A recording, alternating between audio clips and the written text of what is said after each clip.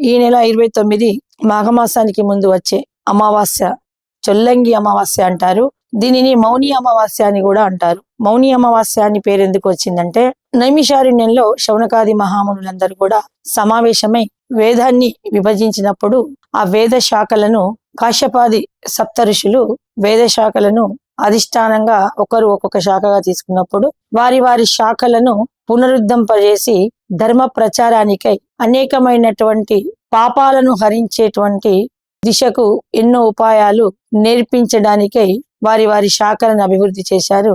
అయితే చొల్లంగి అనే పేరు ఎందుకు వచ్చింది ఈ మౌని అమావాస్యకు అంటే, సాగరంలో కలుస్తున్నటువంటి గంగా నది 7 పాయలుగా విడిపోతుంది.